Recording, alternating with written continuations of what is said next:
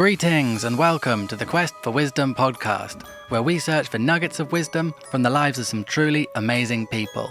Today's guest is Harris Fellman. Harris is a magician specialising in comedy magic and performs in and hosts shows around Barcelona and beyond. Harris is also featured in a movie with Snoop Dogg. Today, we discuss magic, comedy, parenthood, and Harris's journey through religion and spirituality. It's a very special episode because we also have a live magic trick performed by Harris. Harris is a big name in the performance scene in Barcelona, and his youthful enthusiasm is always a pleasure to be around. I hope you enjoy our conversation, and for more information, please check Funny Bald Guy on social media. Thank you. Welcome, Harris Fellman, to the 14th episode of the Quest for Wisdom podcast. How does that make you feel? I thought you said you were working on number 100. I was talking about YouTube subscribers. Oh. I said I'm almost on the big 100 now. I am disappointed that I was not number 13, the unlucky number. No, actually, number 13, we had some unluck. It's the first episode where we missed a chunk of the middle of it, got cut out. And I think that Remco, the guy doing it, jinxed it, 'cause he's like, 13's my unlucky number.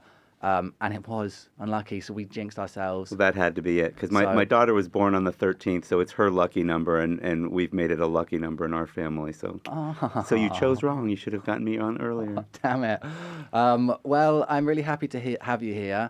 You are a comedy magician.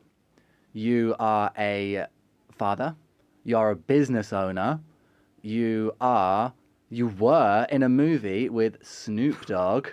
And you were part of a Rayman commercial thing back a long time ago. And for those of you looking on video right now, Harris is not actually a giant.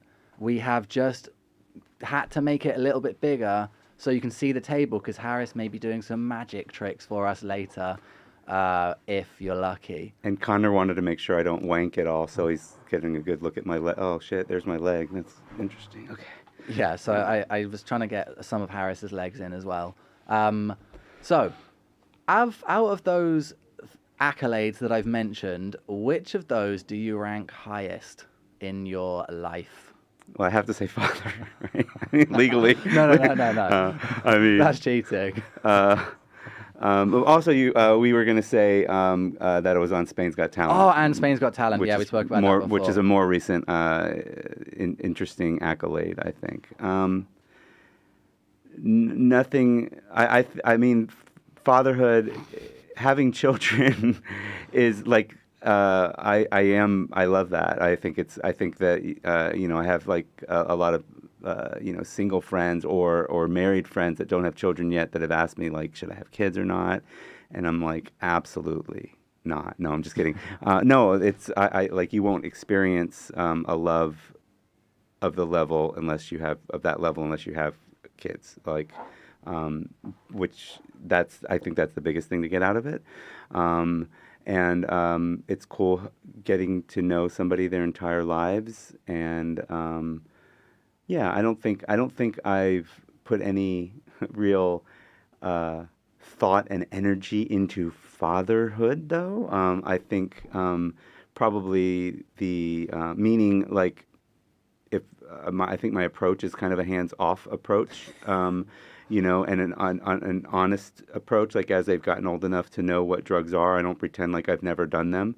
And my ex-wife, I don't think she always appreciated that. I don't think that would have been her, her approach. I think, she comes from a more like protected background. I mean, my father was a drug dealer, honestly. So like I got drugs for free. No, cocaine and cornflakes. Yeah. No. It was mostly marijuana when. For the most part, but I think he got in the most trouble for Quaaludes. Have you ever heard of that? I have, yeah, from Wolf of Wall Street. I was always very curious to try them, but then I never got my hands on any. No, yeah, me too. Janet Reno was like, I don't know, something in the U.S. government that like somehow literally managed to get rid of their existence. Like, yeah, okay. Anyway, my do I want that on? Yeah, my dad's dead, so I can say that my dad was but he wasn't a drug dealer his whole life. He was mostly a painting contractor, and then, but on the outskirts of it, before that and after that, he was like, yeah. So anyway, why did we say that? Oh, because I always had an exposure to the existence of drugs, and I never, I didn't really get too deeply into them, but I've tried almost everything, minus needle things, and I don't pretend with my kids that I've never touched them, and what have you. So yeah, that's the fatherhood aspect. So my advice for fatherhood is. Tell your kids all the bad stuff you did, and they'll probably stay away from it. It's kind of how it's worked out so far. I mean, that was a similar approach I took to dating always, was on the first date, within the first few minutes, tell them everything bad I've ever done, so that then there would be no surprises, and they were free to leave straight away, and I would weed out the people who were just going to end up wasting some time, then being disappointed with the end result, you see, and... How'd that work out for you? Worked pretty well, I think. Okay. I mean, a lot of people were scared off. You didn't have a lot of sex. No, a lot of people were scared off, but did meet some great people, and I'm in a very loving, happy relationship now, so... Well, what are the bad things? I guess this isn't it's not mine to interview. But like, I mean, I know you have a little bit of a addiction history or something like that, but is that what you mean? Like you would talk about some of that? Yeah, just drink and drugs and lots of stupid things. I've nearly died 3 times. From that? 1 time from that, 2 times from... 1 time almost falling off a 3-story building. You might not have died. But yeah, I might not have died.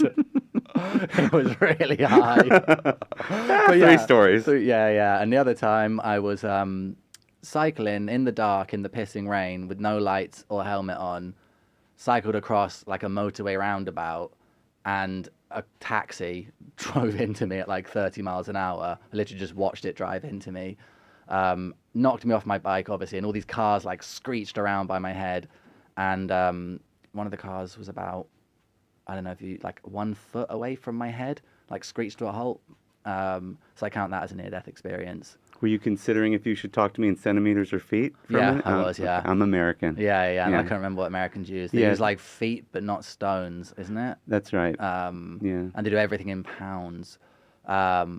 We weigh ourselves and other things in pounds, yeah. And you weigh yourself in stones, sort of, and are loosely familiar with kilograms. You use liters. We don't. We use gallons. Yeah, gallons and fluid ounces. Fluid ounces always blew my mind. I mean, like, let's make the math really hard and impossible to remember, like with cups, ounces, and gallons, and pints. But you know pints. You guys know pints very well. Yeah, so the old people use pints and all those other imperial measures. And then young people, I think, because of the gym culture, people use kilos now quite a lot. I bet in America, too. I bet people are very familiar with kilos now. Although, when you say pounds, the number is higher. So I think that's why Americans like it, because it's like, oh, I lift 225 pounds. And it's like, the people get excited about that. Was that your American impersonation? It's American bro personation. Like, dude, I lifted 225 today. And everyone's like, oh, bro, that's amazing. Yeah, I mean, I've been losing weight, and I used to lose weight in pounds, and now I lose it in kilos. And I actually, though, I think I like it in kilos better because it feels like more of an accomplishment. It's interesting. Like I've lost 16 kilos, which is 35 pounds. 35 pounds sounds like more, but maybe just because I'm so used to I've lost that many pounds before, so it doesn't sound. I don't know. It feels like maybe it's tougher to get to 16 than it is to get to 16 of pounds, and I don't know. It's interesting. I like losing weight in kilos more than pounds. There's your wisdom, everybody. That's the name of the podcast. Yeah. We've got deeper wisdom to talk about, believe me. We do have deeper wisdom. So I'm really proud of all of it. I'm proud of the kids are great. We somehow ended up with really great kids. Again, the hands off, be open about everything approach. When my daughter first was in high school, I talked to her about drinking. I didn't pretend like she might not drink. I said, but you're small. She's only like 4'11", or I think it's 148 centimeters or something like that. She's That is 100. small. She's like 120. She's like 100 centimeters tall. Like she's like no. I have no. I don't. I actually don't know what. I know I'm 163, which is 5'4". No, you're 148 or 147.5, I think is. She is like about 4'11". 4'11". Yeah, okay. And yeah, I think she's just like right under 150. And so I'm like, you really need to watch what you drink. So just have one drink and wait. Like if you're gonna drink, just have one. Don't like have three and find out what three do to you. You know. So. I don't know. I think that approach works. But I mean, she's way more driven for academics than I ever was, and we certainly didn't make her that way. Like even from like third grade on, she was like, crazy about like doing well in school, and she'd come home, crying once in a while if a teacher, if she didn't like the way a teacher interaction was or something like that. So, and she did really well in school because of it. And then my son doesn't care too much about that. Nobody cares about all that. So, and then the business that I created is what I'm proudest of about it is that it's all remote. It's all virtual. It's all I think remote work. I guess today we would say remote worker. When I first started, it was like, I'm going to go start a virtual company. And that was the words that we used for it, which was like, there's no physical building. Everybody works from their computer wherever they are. And I have a nice little ecosystem of that. So all of our vendors are mostly that. I sell online advertising. And then, all the vendors are that, and then all of the customers are that or trying to be that. Like it's mostly for them. It's a side hustle that they're trying to become fully remote, and then of course I and all the employees are. There's no employees legally. They're all contractors, but three of them are from the Philippines, but one of them, they live in New Zealand, the Philippines, and Cambodia, and then my programmers in the U.S. and my marketing guys one's in Florida, one's on the West Coast. The marketing guys in Florida and the programmers in Utah. So yeah, we even allow Republicans to work for us, which is, I don't know if he's really Republican or not, but he's not Mormon, but he's in Utah. So I get really proud of it, and then I'm also not proud of it because what it sells is like it's just email advertising to people that are trying to teach people how to make money online. It's like it's not a pyramid scheme, but like if you really unfold it, it's like I'm just selling traffic to people that are trying to teach people how to make money online, and the way to make money online is to teach people how to make money online. And the way those people are going to teach people how to make money online are, so it becomes pretty incestuous pretty quickly.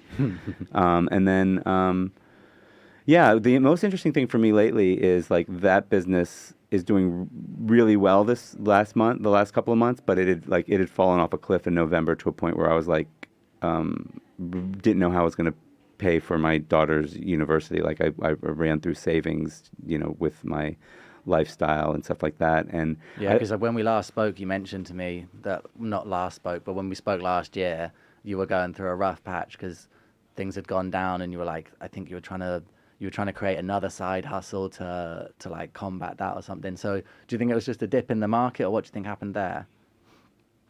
No, a lot of things happened. We lost our PayPal account. The pandemic kind of ended. So my business, again, it's people that are sorry, we both just heard something in our ears. So that'll get kind of, we'll cut that.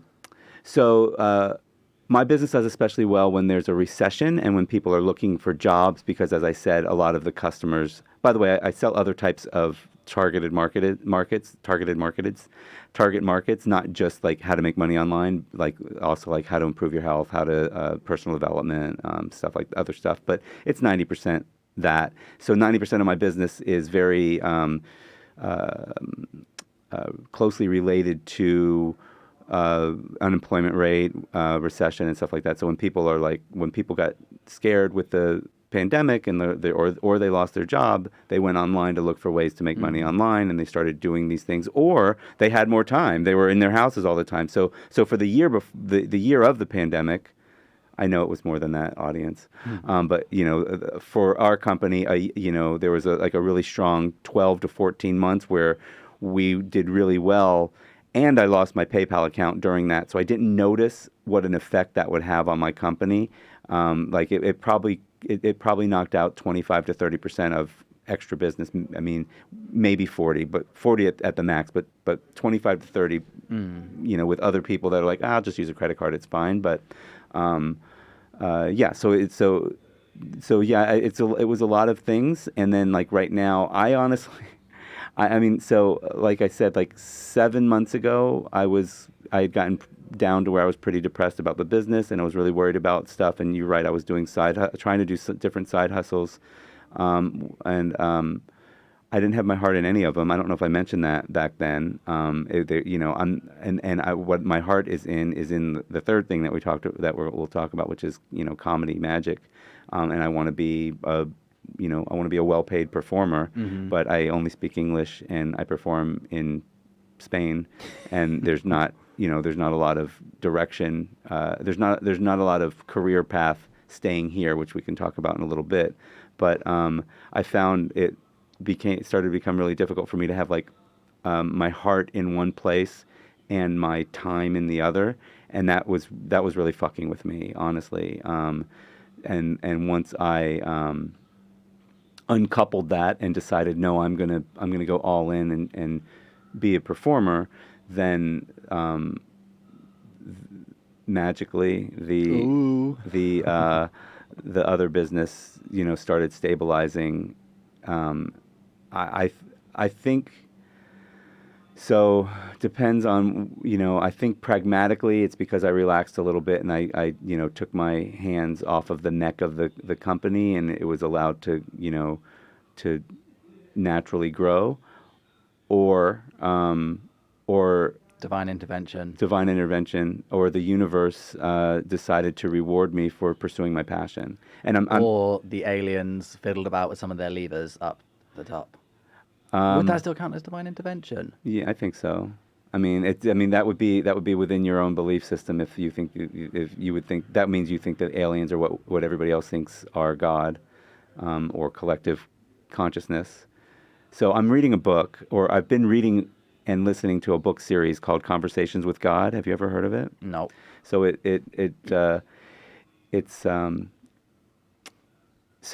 guess it probably would qualify as like New Age spiritualism, which is something that I have more than dabbled in. I've been, by the way, the other accolades are I was born Jewish, I was born again Christian, I've been atheist, I've been agnostic, I've been New Age spiritual.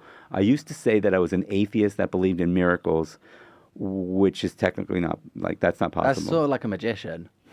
Yeah, it believes in miracles. Wink, wink. But I think I'm I think I became an agnostic that believes in miracles. I think there's something. I've always thought that there's something more than what we see, even if it's just something happens with mass hypnosis. A group of people can do stuff that you seemingly are unseen, I guess.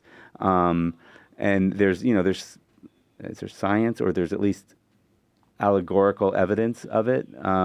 So I've always, believed along those lines. So I've dove pretty deeply into New Age spiritualism before. The last time I did was before I moved to Costa Rica, which was about 10 years ago, and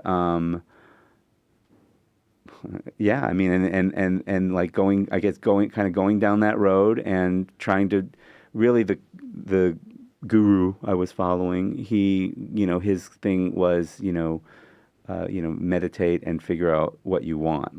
Just ask yourself every time that you feel off or stuck, what do I want to do next? What do I want to do? So I started to do that, and that's about when I created the company that I have now, which has been, took a few years to become a good income. No, it was a good income right away, but took a couple years before I had other people doing the work for me. I follow the 4-Hour Work Week. Are you familiar with that book? 4-Hour Work I've Week? not read it, but I'm familiar with it. You get the idea, which is to create an income that doesn't require 40 to 90 hours a week to keep getting the money from. So that's what my company, it took me 10 years probably to create that situation. But then I've had this company for about 10 years, and that was the last time I dove into kind of new age. But I feel like I get to the edge of the reality river, and I'm not willing to. I don't know if I'm jumping into it or jumping out of it. Like when I start dealing with like I have a very pragmatic side of me. Like you're probably familiar with like The Secret and Law of Attraction. I don't know, like maybe like Ooh, I don't know. I've been thinking recently, and I don't know anything about physics, but I was learning a little bit about quantum entanglement. Are you familiar with quantum entanglement? Mm-hmm. So I don't know the physics of it. I know the concept of it, where like an atom is split, and then the two parts of it are then basically entangled and will change together. If one of them changes, the other one will change. And those can be anywhere in theory in the universe and change at the same time, far quicker than the speed of light would allow for the information, let's say, to travel. Mm-hmm. And then it got me onto thinking, because before I was learning about quantum entanglement, I just had a thought, and I was like, you know how you have what we call intuition? Yeah. And in the case of parents, for example, and mothers in particular, you get mother's intuition where you'll have a feeling that your child might be in danger, and there's no logical way that you could know that, but it's a feeling. And it's like the same as when someone you love or care about is in a bad mood, you can be in a bad mood, even if you're not with them or not contacting them. And it got me to thinking, can there be some form of, let's call it quantum entanglement, but some form of bond or connection, chemical or physical connection that happens at birth or in utero, that then creates this bond where we are actually affecting each other through some sort of means that we do not yet understand. And in the case of mass hypnosis, what is it exactly that is happening here? Like, there has to be some sort of undercurrent that's going on. There has to be something. Or it's just that our brains are processing such subtle changes in everything. Like I see you and I see a tiny bit of your pupil dilation, and that then leads me to thinking that there's some sort of fear, and that changes me then, and we're all just really perceptive like that. But I think that in the past, before technology, I'm talking, thousands of years ago, I reckon that we did have some pretty cool powers of perception. Like even pre-Greek, a lot of cultures had no writing. They just kept everything in their head, and of course they didn't have to remember loads of random information necessarily, like people's phone numbers or addresses, but they they had to know where Og lived. I mean, they still had to know which cave their friend lived in. Yeah, exactly. And like what time dinner was at and everything. What time related to the sundown? Like, I don't think they had, we didn't do time. That's like the last 150, 200 years, I think. Oh, is it? No, I'm sorry. No, because they had sundials. They had like Roman sundials. Yeah, but syncing, but the whole world syncing on an actual on one specific time. So like you might go from one city to another, and it might take you an hour to get to the city, but the time might be off by an hour and 6 minutes or something like that. Like that city's time might be different than It's like theirs might be anyway. So and Spain being an hour behind where it should be. Well, yeah, that's thanks to Franco. Hitler. Franco and Hitler's special relationship. But then also, like, China's got random time zones within it that don't really make a lot of sense. And I think it's so cool that when you get to the international timeline or whatever you call it, where you can like cross over, that's pretty cool. To a different date, which is really cool. But yeah, that got me. It just got me thinking about there has to be. I've always been like searching for more. I was like, there has to be more. And then there's one side of me that's like, the pragmatist says, well, are you not happy with everything that there already is? Like, what there is pretty amazing. But then the other part of me is like, it's not like I need there to be more, but it's just there has to be. There has to be, because there's no way that we are even close to understanding what is capable and what is really going on. And I also think that we are not as smart as we think we are, in the sense of everything that we can possibly conceptualize, I think, can exist, has existed, or will exist. I don't think that we could make up things like multiverses and all these things if they weren't real. I just don't think. Or does the act of us making them up make them real? Ooh, yeah, very exciting. That's I think I tend to I kind of tend to think along those lines, like that we like science fiction becomes science fact because we we made it up and then we make it real. You know, I mean that's what everything is. I think is everything in your life is things that you decided to be in your life, whether you realized it or not. You know, you either made a conscious choice to do this podcast. And then you started doing a podcast, and now here you are on glorious number 14. But I think that what you're saying about the law of attraction and The Secret, I've not read The Secret, but I've read plenty of different things about law of attraction, and some of the more new agey mysticism type of things you're talking about. Are you familiar with I always forget his name, but the guy who wrote Becoming Supernatural, he's someone will know. But he's like a modern mystic neuroscientist. So he tries to like combine mysticism and like spirituality with actual neuroscience. And there is like a real strong link between everything. And with these cases of mass hypnosis, it's like, okay, it probably can be explained by science. But still, I always think that the science falls short of the reality. I think that generally the science is kind of behind the reality because it's always trying to catch up. You know, even in cases of like neuroscience, they're not really discovering things. They're putting names to things that exist. Well, that's what discovering. That's what discovering. They're not inventing. They're not creating it. They're discovering it. True. So, I mean, just to cover some of the things. So, like law of attraction and The Secret, like it does talk a lot about the quantum physics, and I would call it hypothesis, is that thoughts are at the quantum level. So thoughts are things, and therefore they can affect reality. And the book that I was talking about, Conversations with God, it's I mean, blasphemous to a Christian or to a Jew or to a Muslim for sure, because it's I don't know if it's fair to say its core hypothesis is about what I would say. One of its core hypothesis is, or one of its core statements is that we're all gods, that you're God, I'm God. God is everything, therefore we are as well. And so, you know, this is made up of the same stuff that is God and all that.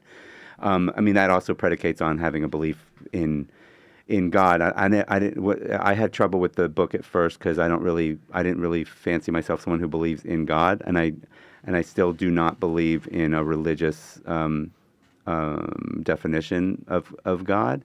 I think I believe more in like a collective consciousness, which again comes back to, so therefore we're all this stuff, we're all one, and we're all this stuff, and then so it doesn't, like, we are all God.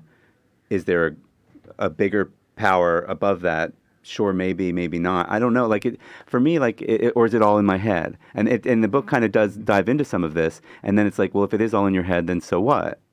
Like, if you want to believe in, like, this is my biggest problem is like I've seen people that have like really strong religious beliefs, and I'm envious because they think they know what's going to happen to them when they die, and like I can't trick myself into that belief system. I mean, and you did touch on it a little bit. I mean, are you afraid of dying? Was I afraid of dying 6 months ago? Am I afraid of dying now? So let me think about that. Afraid of dying. I don't want to die. But I think Ever or right now?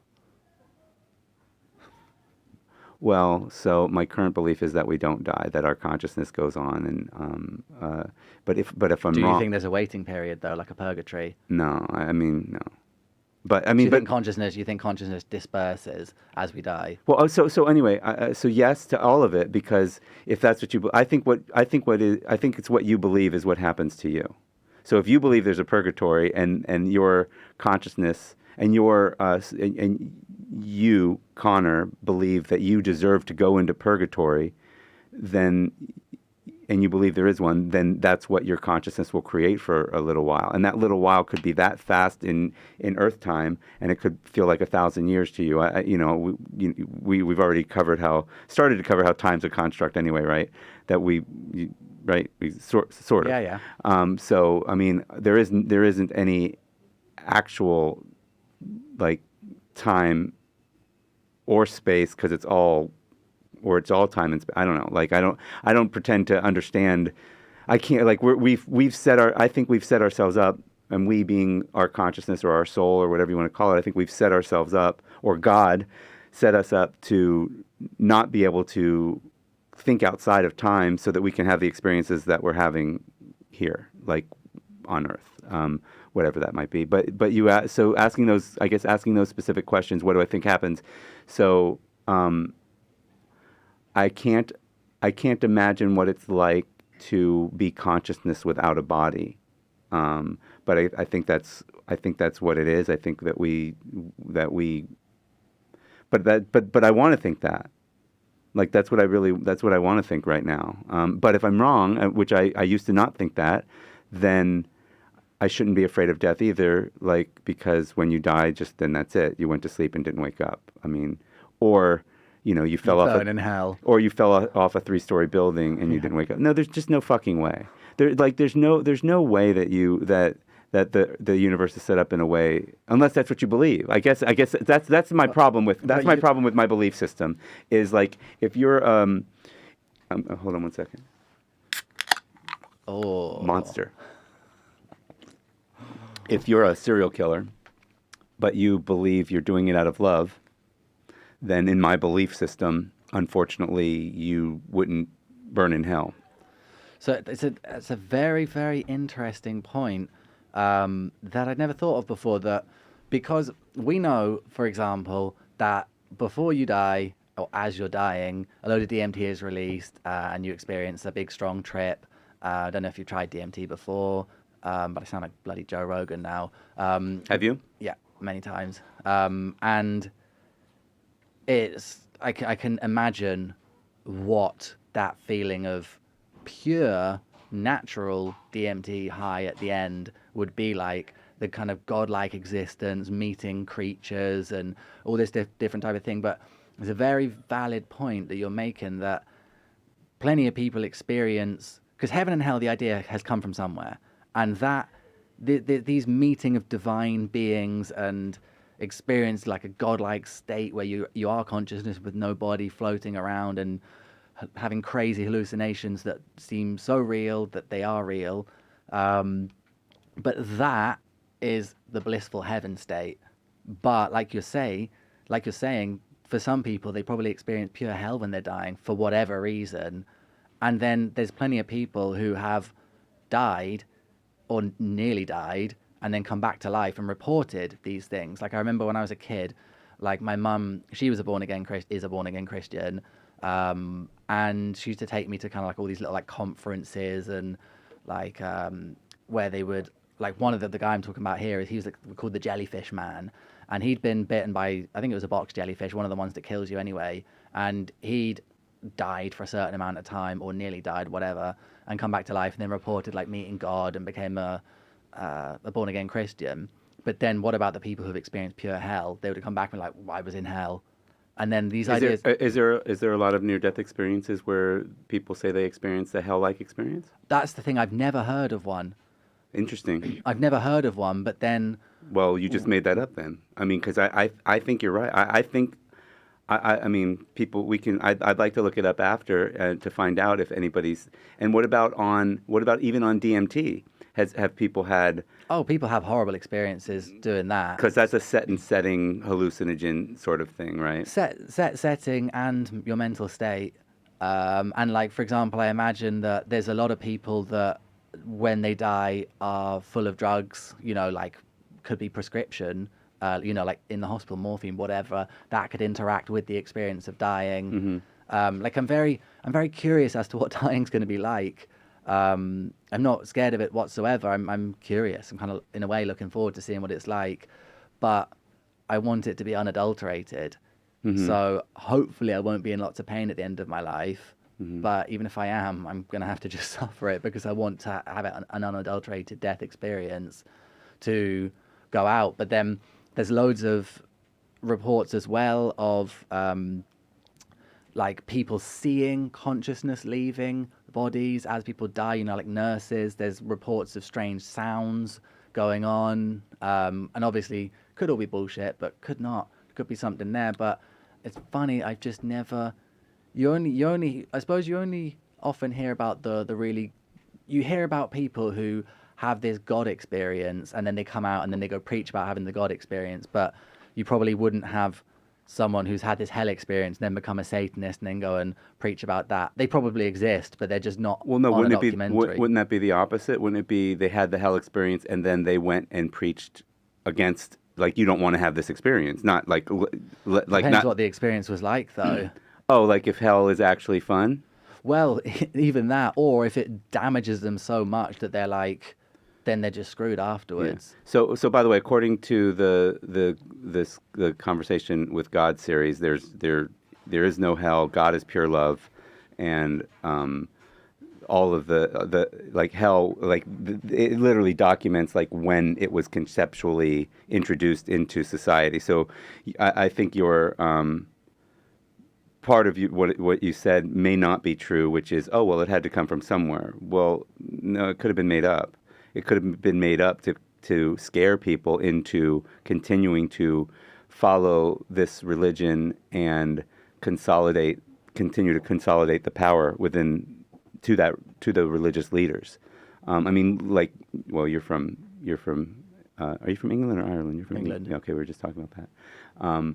Like the connection to religion and actual power. Like England literally separated from the Catholic Church, right, over disagreements because the king didn't want to have less power than I'll say the Pope. I don't know if it was quite like cut and dry like that. God, I guess.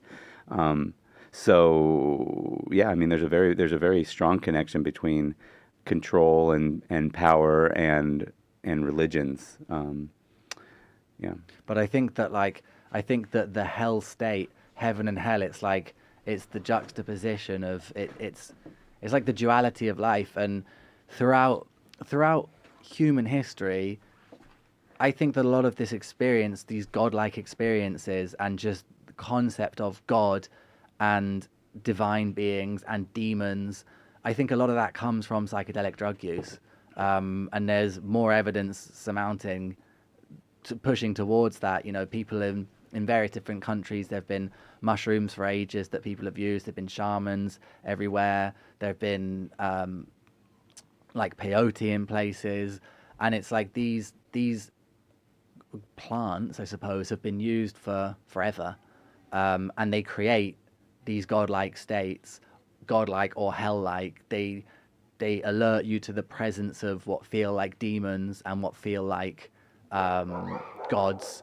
You can, even sober, you can enter into states of sleep paralysis where people see demons. They report seeing similar things like red-eyed demons. I've seen them before, kind of like these like giant black kind of ghosty type figures lurking over the bed. And it's quite a common thing that people see. That comes from the brain.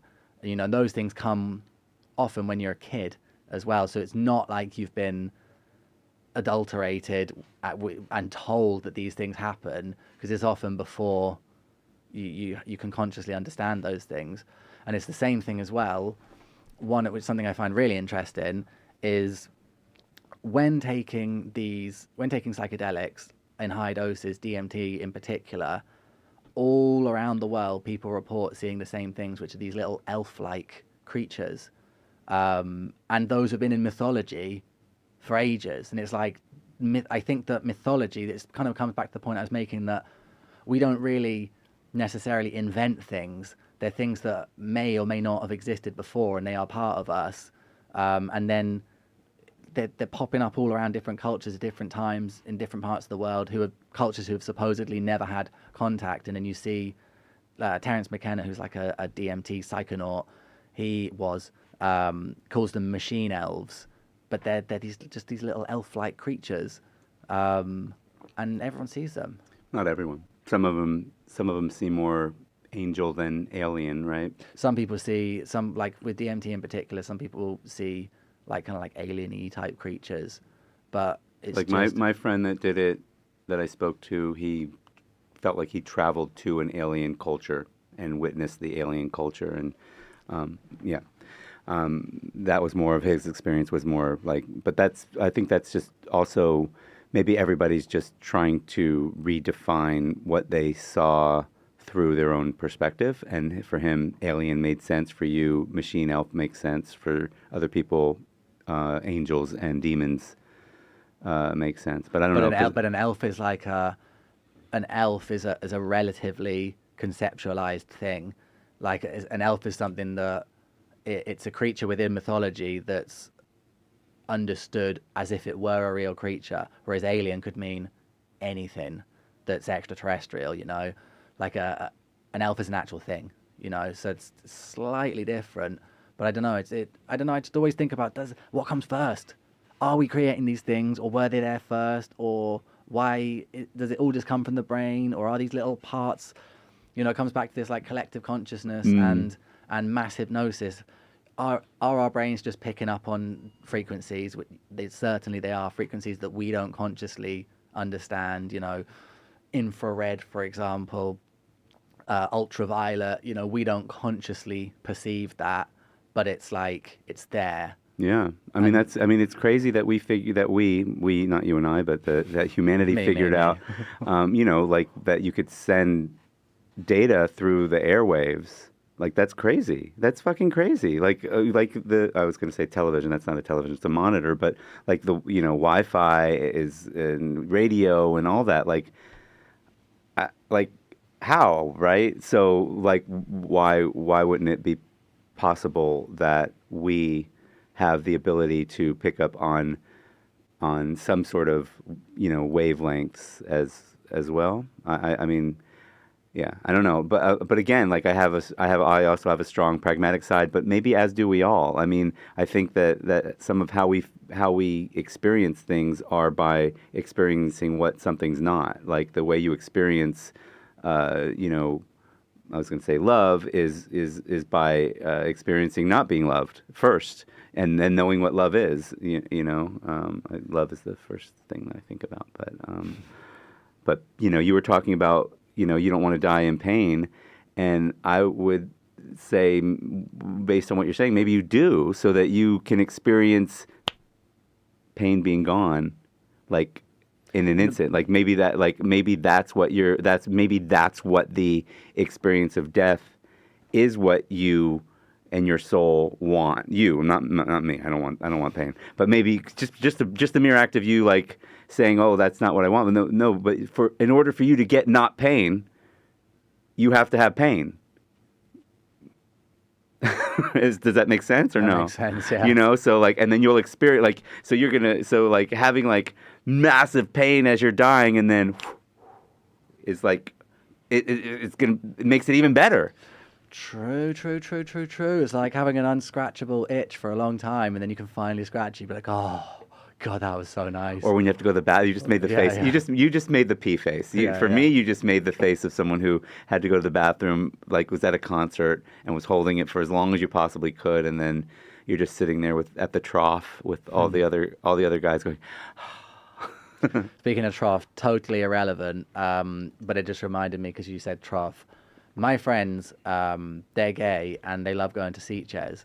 And they told me that there's a bar in Sitges. Sitges is a little town by Barcelona, like a really gay town. And he said there's a bar there where there's a bathtub in the toilet, and like men just lie in the bathtub and you pee on them. Oh wow! I don't want to go there. That's their thing. That's so funny because like I live right down the street from 30 meters from a men's spa, and I'd love to go to the jacuzzi, I guess basically, and sit in a hot bath. But you tell me things like this, and I'm like, I don't think I want to go. I might get in the wrong bath and get peed on. Yeah, I went into one. It was pretty empty. There was a guy staying at my house, like back when I was I think it was around the COVID era or something anyway, but the saunas were like the only thing that were open, like legally open that you could go into. And he was gay, and we were like, oh, okay, we'll just go to this sauna. And I was like really curious to see what it was going to be like. But basically, I just wanted to go lie in a jacuzzi. Yeah. And so I went in, and it was pretty empty. There was just like loads of porn going on everywhere.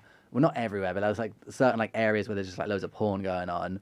Then we went into like one of the big jacuzzi things, and it was quite cold. Oh, fuck. Yeah, and I think probably they're expecting people to be on drugs, so they probably have it colder than they need it to be. It wasn't cold. It was lukewarm. It was like lukewarm, yeah, but like to the point where I was like not comfortable in it because it was probably less than body temperature. So I was really disappointed. So we just kind of like Is strolled it around the one for a near bit. John's house or somewhere else? It's not that far from there, but it's definitely not 30 meters away. Okay, so it's a different one. Yeah. Because I feel like they can't have. It says men's sauna, like it can't be porn everywhere every day. Like No, well, they're usually gay men's saunas, it doesn't say that. It says men's sauna. but I think that people know that. Like I'd be comfortable. That's so funny that when you said that, like I wouldn't be comfortable going by myself. So that makes me homophobic. Right? That makes me, like, literally, like, the literal definition of the word, that means I'm afraid of gay people or something. But no, like, I think I'd just be uncomfortable. I guess just, like, I think a woman would be uncomfortable going to a men's sauna, straight men and straight women. Like, I think I'd be uncomfortable. But I wouldn't be uncomfortable going with a gay friend like you did. Like, that actually made sense to me. Like, when like, at least I feel like I'm with somebody or something. I don't know. But the thing is, I feel like I don't feel uncomfortable around gay people because they tell you exactly what they want and what they're feeling and what they're thinking. There's no guessing. It's like if they're into you, they'll just say that, and then you say no thanks, and that's fine. With a woman, I most of the time have absolutely no idea.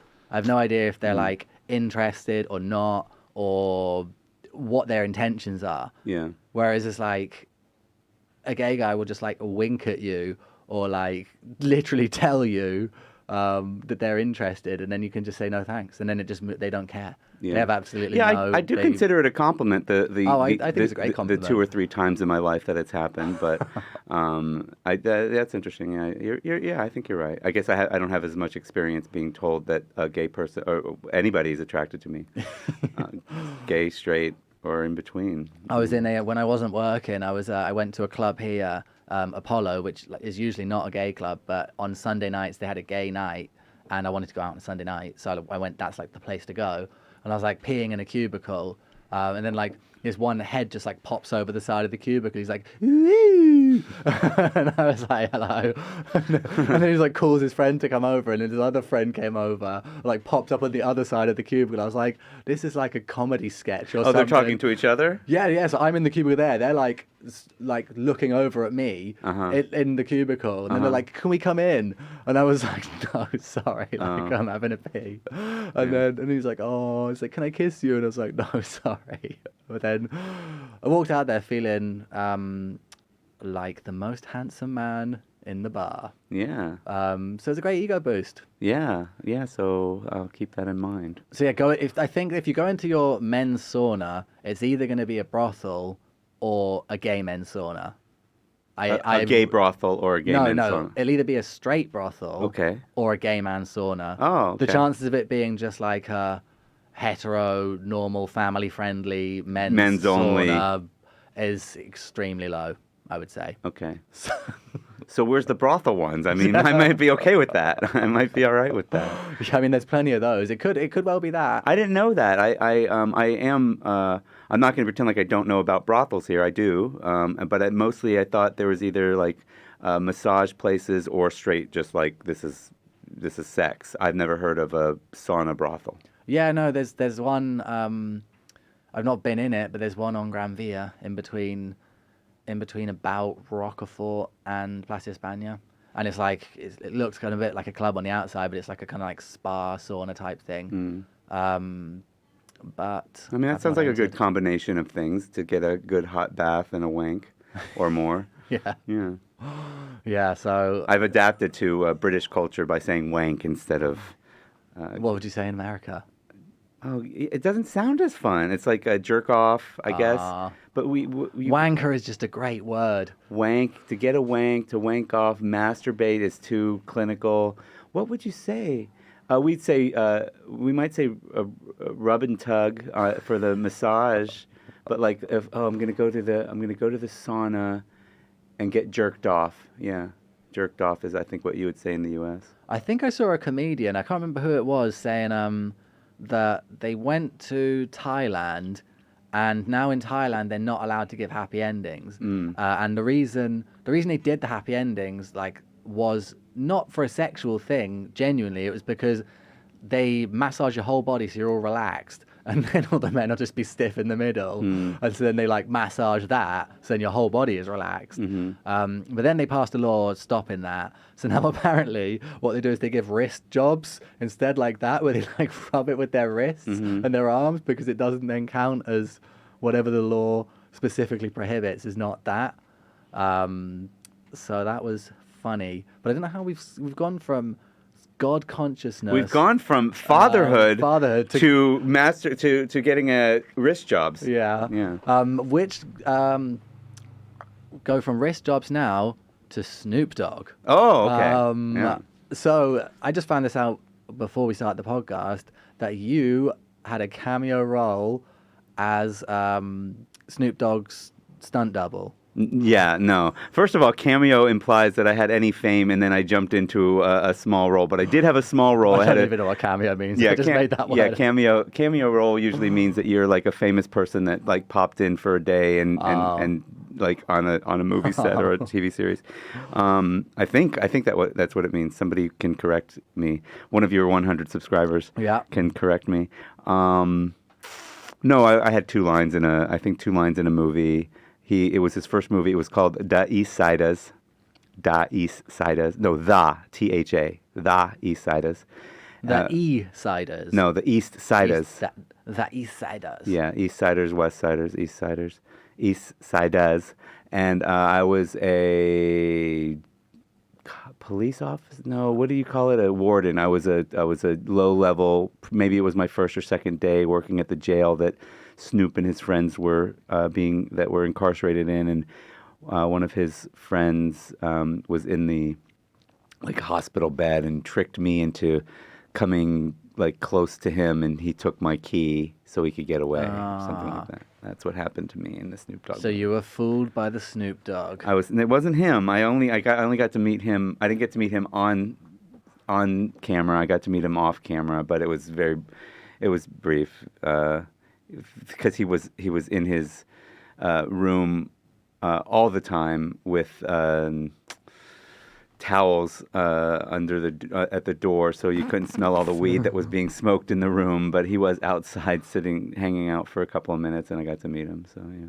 So he literally just does smoke all day, every day. I mean, back then, I don't know if he still does that. Likely, I mean, once it becomes part of your pathology. You probably need to, I would think. I mean, if it works for you, I mean, that's the thing. That's the thing that I've thought about drugs is, like, I've tried a lot of drugs and I've not become addicted to any. I mean, I think I was a little worried about, like, Xanax and Red Bull mixed for a couple of months. I was like, no, I think I should stop doing this. And then sleeping pills recently, I'm like, okay, I shouldn't do this more than once in a while. I see how it's, like, addictive, but not in the... I have to do it every day, or I'm, sucking somebody's dick for money or whatever. Not sure that's what you did, but I'm just assuming. You're like, thanks a lot. No, but anyway, my theory about it, I think, is that like we all might be addicted to we might all be addictable to something, and if you try enough of them, you might accidentally find or purposefully find the one that you are addicted to. Like that. So that's why. And I think that's my fatherhood advice as well. It's like, don't try them all. You might find the wrong one.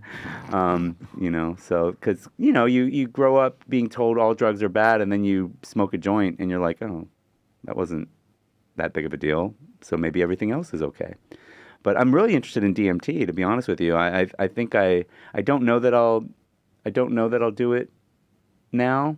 I'd want to be under some sort of, I want to say therapeutic guidance, or just in a friendly environment or something like that. And I've never quite I like hallucinogens, but I've not done a lot of them because similarly to my chasing after God experience, I don't want to jump into or out of the river of reality. Like you're not sure, like the DMT experience is so strong, you're not sure if that was a look at another reality or if it was, just your brain making it up under the influence. I mean, even just the way you talk right now, I shouldn't, but all of the experiences that I've read about it sound like people, or at least all the people that I've talked to off camera, they'll say, no, I think it was real. Like, I think that was me really traveling to another planet, and aliens put DMT in our plants so that we could communicate with them. Yeah. Yeah, that's quite a common thing for people to think, and it's definitely crossed my mind before. It's like, is this all just some sort of game where the same as I used to love RuneScape when I was younger, like multiplayer online role-playing game, and then it's like, you have all your little quests and your little resources that you have to find, and they can just plonk down all these resources on this planet, spaff out some, microbiome, and spaff out some plants and animals, and spaff out some germs and mycelium and things like that. And then they know that that'll just grow into like this big weird experiment, and all these different animals will grow, and a million years could be the blink of an eye to a timeless species. So then I'm like, but like I think loads of things at the same time. Like my belief system is not one thing. It could well be. It could well be that. But then I also think that thinking those things is risky, because in my case I was always desperate to escape reality and find a new reality. And when you start thinking things like these are put here to communicate with aliens, reality can be really nice. Reality can be amazing. Like life can be amazing, but you have to put your focus on life and living and being here and doing real things, and if you're constantly just trying to communicate with aliens, either you are communicating with aliens, you think you're communicating with aliens, or you're just totally insane. And maybe that's okay. It doesn't really matter, but you're still not, you're missing out, I think, on life, which definitely is happening, and other people will agree it's happening. So your perspective and your reality is slightly different. My reality is slightly different from your reality, but there's a big majority of it which we both agree, and most people agree, is happening. So if everyone's agreeing it's happening, it's more likely to actually be happening. Yeah, and the pandemic years destroyed some of that too. Like that people started not even being able to agree on some realities. I mean, I think, you could if you had let's just say somebody that was on the extreme left and somebody that was on the extreme right sitting here at this table trying to discuss something, they might not be able to agree that this is actually a table. They might decide to well, I can't agree with anything that person says because I need to win. Yeah. And that's rough. But my thought about it is, I agree with what you're saying. We are here right now in this body, and if you want, but what if communicating with aliens can help you live a better experience here? What if that was the goal of communicating with them? I'm not trying to convince somebody who says they're an addict to do more drugs, but what if that is the pathway to living a happier life here? Or maybe you've done that self-discovery and decided I need to embrace the life here, but again, the only way you were able to have that self-discovery was by looking at that other alternative. Okay, so that's available to me, but that's not what I want. I want to live this. One of the, like I mentioned earlier, one of the concepts that I've been exploring lately is, the idea that we're all God.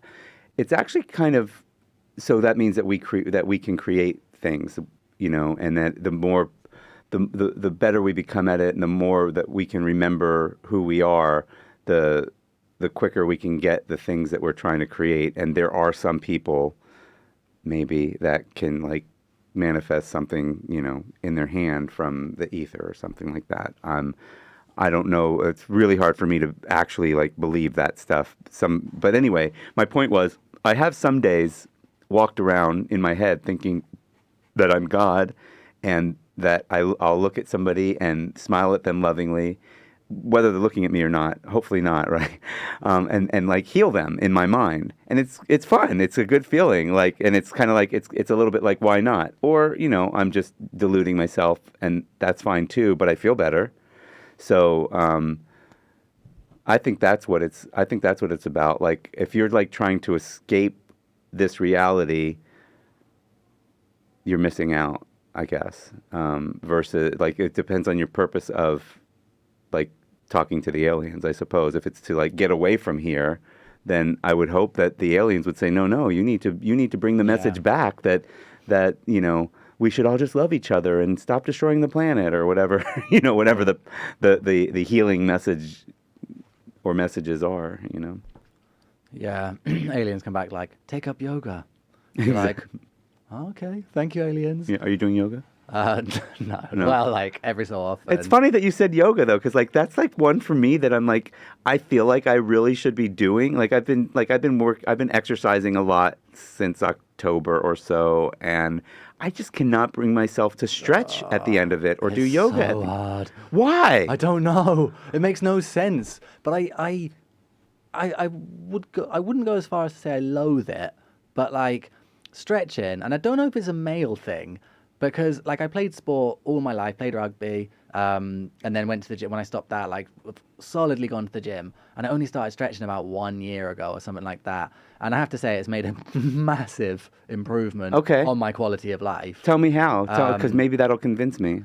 Well, for example, I didn't even used to barely be able to, like, when you go on, you go on your knees and you kind of put your bum on your feet. Yeah. Like kids sit like that, and loads of people sit like that. I couldn't even get anywhere near that. And my hamstrings were ridiculously tight. Just my general range of movement is way better. My risk of injury when I do stuff is way less. Everything's just less tight. Yeah. I think I probably grew a bit from like just stretching out and not hunching over so much. Posture improves. I rarely have any sort of back pain and stiffness or anything like that, even from sitting down all day working. But just my flexibility is just massively, massively improved. And how long do you think it took you to notice those improvements? A few months, I suppose. Okay. And for a while I was doing, and I tell you one thing, I was doing about 10 minutes at the end of the day, so like before bed basically, of like relaxing stretches, and that did calm me down. And I was fairly religious with that for several months, I would say, like most evenings. And now after working out, I work out like 4 or 5 times a week. And now I try to do, I hate saying I try to do because it's such a wimpy get out clause, but I do 50% of the time.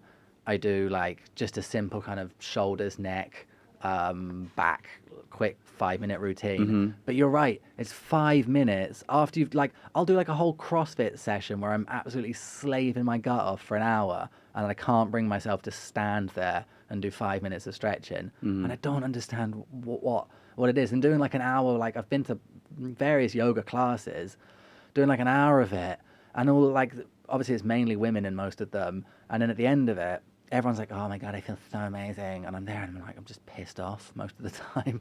Yeah, I think I don't know if it's a man thing or not. I mean, I don't see necessarily a lot of women stretching after their workout, and I do look. See, I see loads. I see women stretching all the time, and I rarely see men at the gym stretching. Stretching. Yeah, okay. I mean, I think you're right. I guess that's true. I mean, the women in the middle of the gym are usually like stretching or doing some sort of yoga. I mean, so. But anyway, I think it's I think it's related to like a distraction as well. Like we think it feels like a waste of time. It's not an active thing. I don't know if it's, again, I don't know if male, female or not, but there is one thing actually that I did think about, which is that stretching releases serotonin. And so maybe people who are either, I don't know if it would be people who are lacking in serotonin or people who have ready amounts of it to be released, are more likely. Because I have experienced really nice feelings from it. And sometimes at the end, it makes me sleepy, makes you feel nice and calm sometimes. But it doesn't have that after I've worked out. Yeah, I've got a. I mean, it's my next thing that I really need to conquer with it. I'm even kind of backing off on doing resistance training lately. Because I actually started liking the spin bike and do that there's a virtual class and I do that for like 45 minutes. But I still like it. Some of the things that you've said are good for me, which is you feel less resistant to injury, like doing sport or just whatever. I feel scared all the time. Like I'm scared to do paddle. I was talking to you about paddle. I don't know if it was on or off, but like I'm kind of scared to do it because I'm not well conditioned, and I feel like, well, my knee hurts a little as it is. If I, jump around on it and twist it a little bit, then I'm out for 6 months, and I don't want to do upper body cardio. Like I've done that before, and like that's the worst. So I need to convince myself somehow. It's really weird.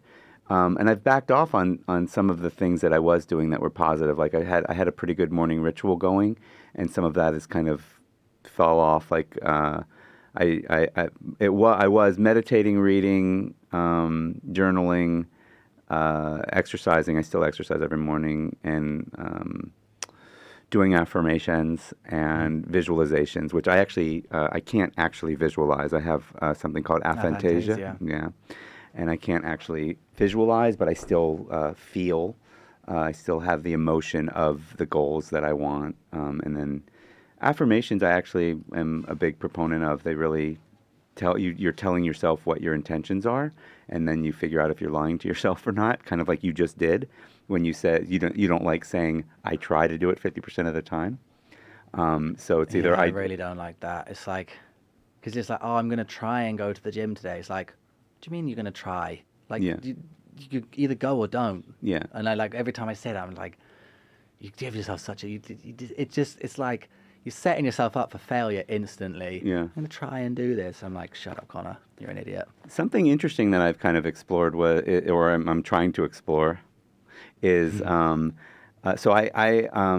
I've lost a bunch of weight mostly because I eat less food. That's a secret, everybody. Oh my God. Yeah. This is breaking news here. Yeah. But I keep track of it in an app. I have a fitness coach or whatever that I talk to like every week or so. And lately I've been like going not over, but not as under my calories as I'd like. And some of the theory is you're eating out of boredom. And I'm like, yep. I mean, I work from home. I'm in a, as he calls it, food-rich environment all the time. And I like the idea of finding things to do so that I'm not eating. Like I was going to say, like I think that the not stretching it's just not interesting enough. And it's like I'd rather walk. I'd rather, I'd rather do something that feels active. But if I could look at stretching, which I don't think I could do it with stretching, but if I could look at stretching as this is another 10 minutes of my life that I'm not eating. You know what I mean? Like I don't have, then that would be. But I think it can be more related to like this will allow me to do paddle or get back on I used to go on a longboard, a skateboard a lot, and I think if I stretched more, I'd be able to do that. But like I think it was messing with my hip or something. But like going to a museum for 2 hours is 2 hours of not only getting some culture, but 2 hours of not eating. Yeah, maybe I think I probably need to start taking that on board. It's an interesting idea. Yeah. But I want to pull you back to the aphantasia because I found out a few years ago that I didn't visualize things. Oh, okay. And the way I found that out was because I performed a poem, and then afterwards, some people came, because at the end I said I'm looking for illustrators because I wanted to turn it into like a little mini children's book thing.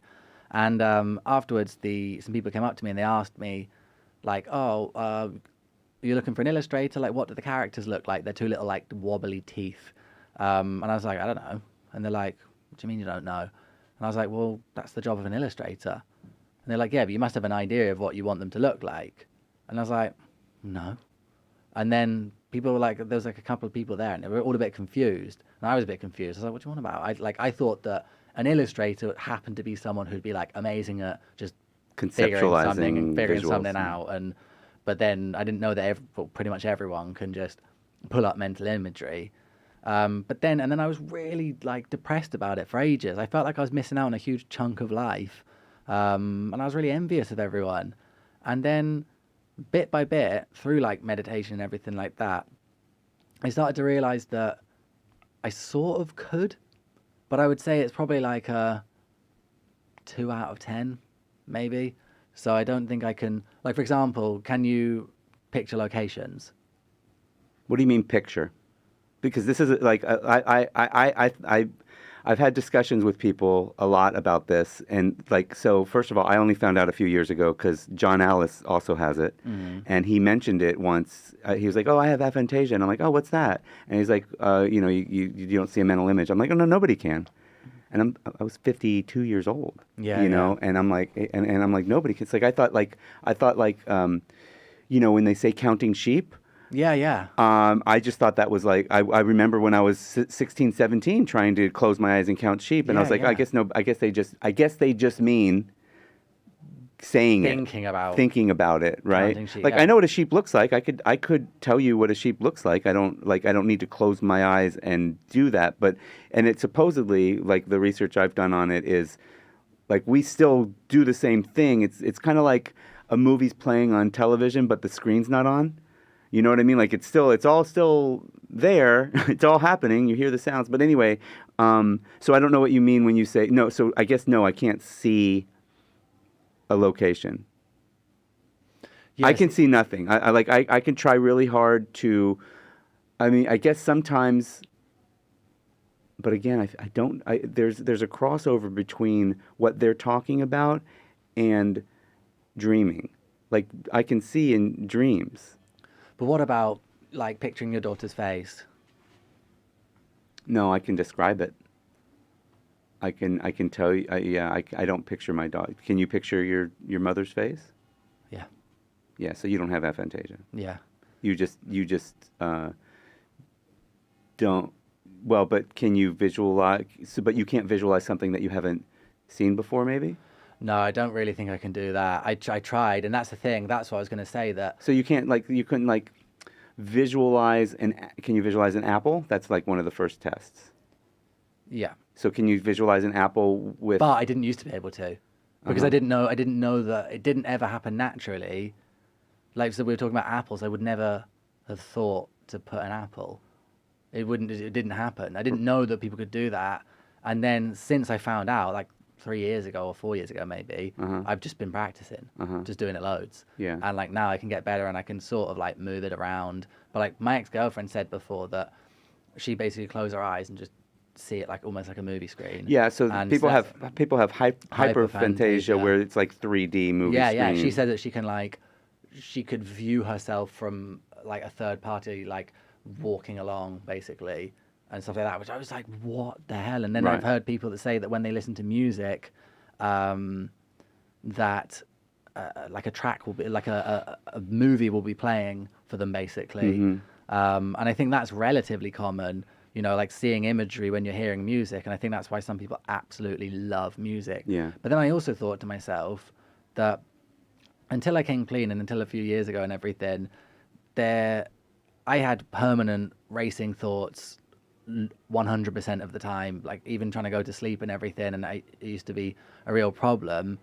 And like my headspace was so hectic that I thought if that was in imagery, I would be insane. Like there's no, I thought to myself, like, how do I be able to function if like it's just the way that the thoughts, because some people think purely in pictures. I was like, if those racing thoughts would be in pictures, it'd be like, and I was like, surely that wouldn't be feasible. Like how Right. I don't understand how that would translate, like racing thoughts in images versus racing thoughts in words. But then, yeah, I've just been practicing it, Have you talked and to anybody about the racing thoughts and images concept? Because that does make me curious if I've never spoken to anyone about it. yeah. However, I'm hopefully getting a girl on she's doing a PhD in mental imagery and aphantasia. Uh-huh. So I'm in contact with her at the moment You could because have me and John on if you want it with her or something. yeah, because I thought at first I thought I had it because I couldn't picture people's faces and it was all just concepts, like. But now I can, and I think that's because there's more headspace for it, Mm-hmm. and whatever part of the brain must have just been underdeveloped, the kind of like the visual part of it. Mm-hmm. But then I also used to notice that even when I took psychedelics before, other people would be having way stronger from their described experiences would be having way stronger visual experiences than I would. I would still be able to close my eyes and see like patterns and all that type of thing, but like never anything crazy off like lower dose things. It's only like things like DMT that give real crazy hallucinations, but other people off relatively small amounts seem to have reported a lot more. Yeah, with hallucinogens, I just felt like I metabolized it slower because everybody starts seeing stuff, and then I'm like, oh, I guess I need to take more, and then I end up seeing too much stuff. Uh, you know.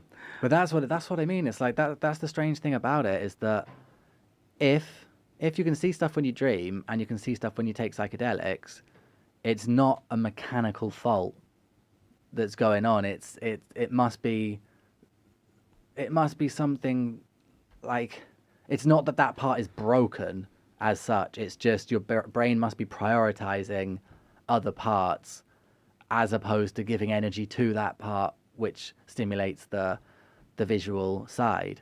Because it must still be possible. That was why I was so determined to practice. Like, it must still be possible. That the ability is there. Yeah, I don't know. I think I mean, maybe it depends. Obviously, it depends on the person, but I think that and I don't know. Like sometimes I wonder how much I do see in my dreams anymore. I have to really think about that because there's a lot of, but I think this is part of dreaming. There's a lot of just knowing, right? Like you see somebody's face and it's not a face you recognize, but you just know that that was your great great grandfather from 1922 or whatever, and it's not, but it's just like this face that you created, but yeah, I don't know. I remember many times like, and not recently, but like as I'm falling asleep. And I remember specifically like really liking it. Like I could see an image. Yeah. But it was like I would see an image and name it, not I would name an image and see it, which I think with like, you know what I mean? Like, so I think I was like entering a dream state. Yeah. And then I was getting those, like, it was like pencil, dog, whatever, like was just like, but who knows like how much, like, and I think I would try to make something, and then the act of trying, I wasn't able to see anything. Yeah, exactly. Yeah. Yeah, that's happened to me as well. And I find that at like 9 o'clock in the morning and 9 o'clock in the evening are the two times where I'm like more able to fluidly see things. And I've entered into those dreamy type states where it's like then stuff starts to be able to be seen, but it's never like detailed color. It's like when I do see things, it's quite often kind of like grayscale, like really low definition, just random things. I have had it before, like one time, which was really, really odd, where I closed my eyes, and I think I'd been smoking weed like a couple of days before, but I don't think I'd taken any drugs for like a couple of days. And I closed my eyes, and it was like a video game was going on, like a video game from like Sega or something. So it was color, and there was like a little character who looked like Link from Zelda, and he was like jumping up and down these little like basically like a 2D game, like thing like that. And then, but half of the screen was covered with like kind of clouds, and then I was like wiping the clouds away with my eyes like that, and it was like uncovering more of the screen. And I was like, this is so cool. And I was awake, but with my eyes closed. I was like, this is so cool. And I was like, maybe this is what people experience. Right. But then I'm like, so you just don't know like how much people really experience. And then now I'm just determined, because when I didn't know that you could visualize stuff, like years ago, I was like, oh, maybe like really experienced meditators, in the same way that you hallucinate when you take drugs, like really experienced meditators can reach these states of like sober hallucinating, which Yeah. is true. But then I just found out that most people can just do that anyway. Right. Yeah. I mean, and I talk about it on stage quite a bit because I do a magic trick that like I involve the audience and say I can't see anything, but since you can, let's try and see if you can make this thing appear, or whatever. Which brings us to let's do a magic trick. Let's do a magic trick. But do you so when I asked you if you could see your mother's face, you see it in grayscale? No, not anymore. Okay. It's usually when it's like you say, like things that I don't know, like when I'm inventing stuff, that'll be kind of grayscale. So you could invent the little tooth characters now if you needed to. Yeah, but I think it's more. I suppose I could if I really tried. Yeah. But then it's quite often like it's more likely to be pictures of ones that I've seen, when I've been looking. So I can kind of come up with something, but I can't really hold the image there. It's more like halfway between an image and a concept. Yeah. I find it really interesting. Yeah, I have to pee. Okay, we'll pause it for a moment. Can I pause? Or oh yeah, just stop. So, Okay. lucky people, we now have a live magic trick going to be performed by Harris. For those who are listening on audio, click in the description where you're listening, and there'll be a link to this YouTube video. So yeah, I didn't know what I was going to do. I brought a bunch of stuff, but since we're talking about aphantasia, and I mentioned that I do something from stage regarding aphantasia, I think I'll do that. And I should mention I'm a comedy magician, which means if I tell a joke and it's not funny, it's definitely a magic trick. And if I do a magic trick that doesn't work, it was meant to be a joke, right? So it goes both ways. It's just win-win. It's win-win, yeah. So I'd like you to, so I have this whiteboard here. Oh, I have this whiteboard here. Like you can't hear me now. But on the back here, I'm gonna try to not predict, but I'm gonna try to read your mind. Okay. So speaking of aphantasia, I'd like you to picture anything you want, maybe a recent dream or location you've been to or food you've had or something like that. Picture it in your mind and send it to mine. And I'm going to draw what I get, what I see.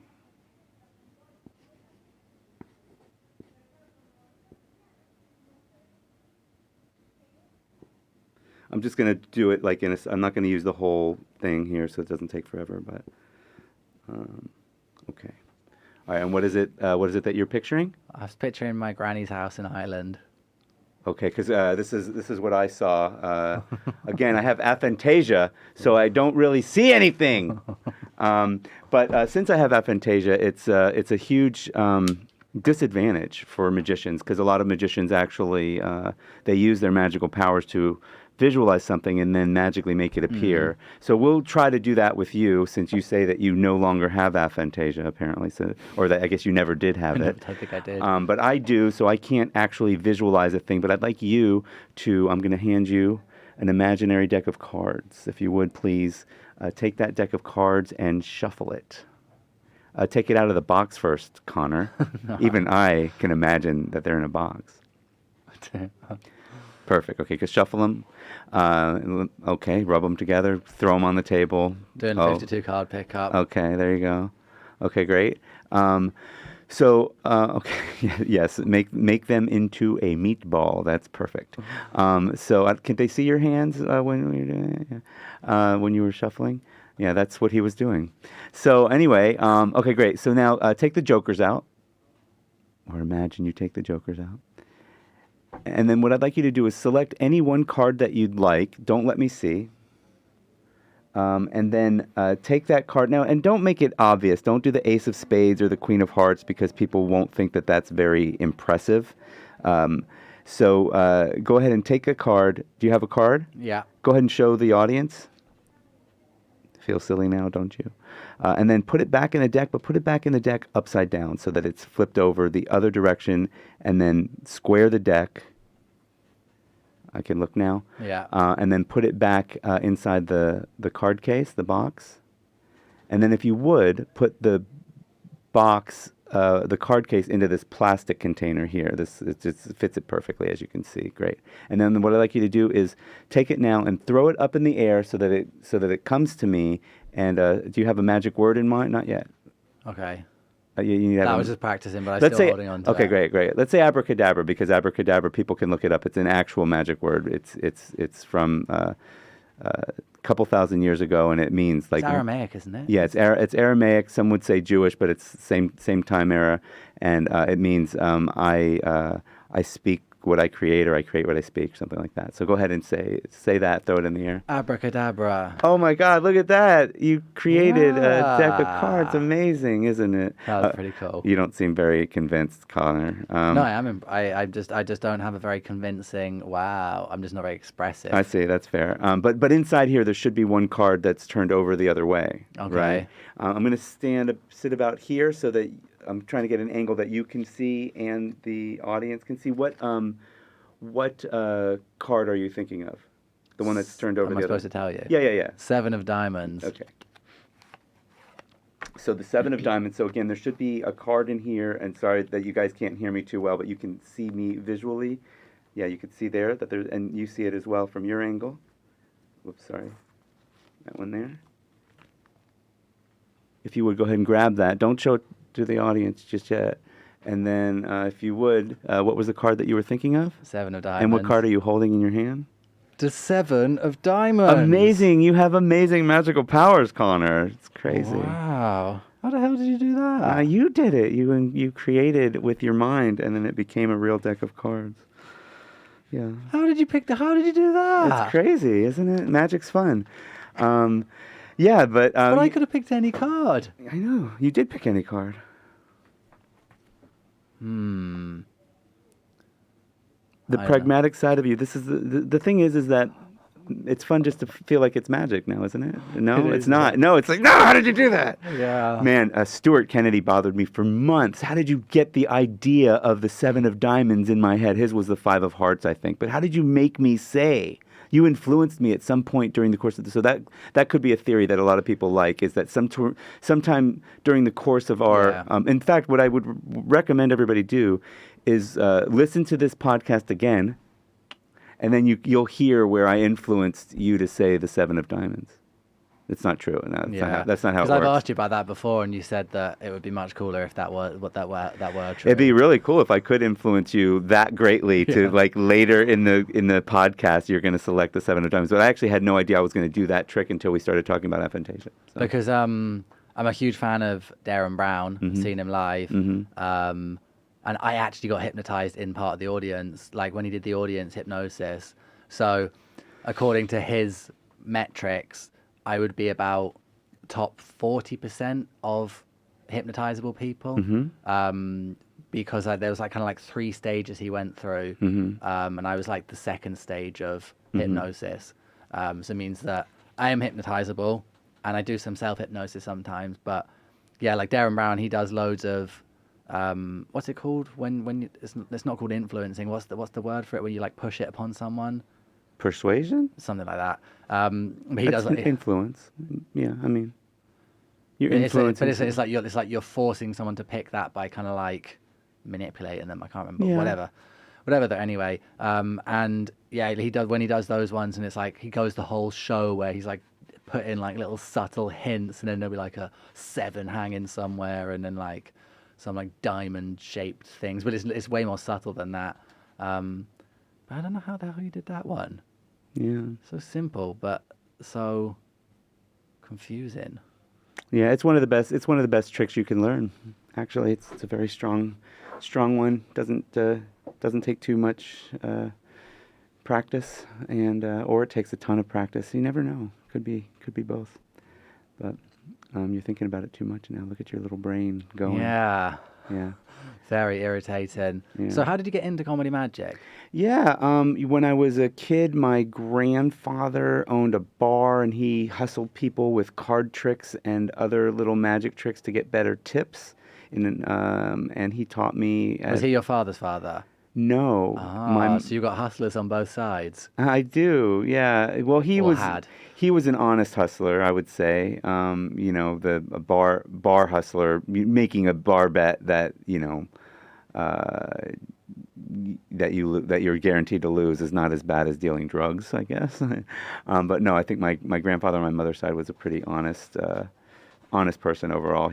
But anyway, he taught me how to do some card tricks, and so I kind of got into it at a young age. And I was in a talent contest at 12, and then I fucked up all the tricks in the talent contest, and decided that I liked comedy better, and went down that road for a while, and then.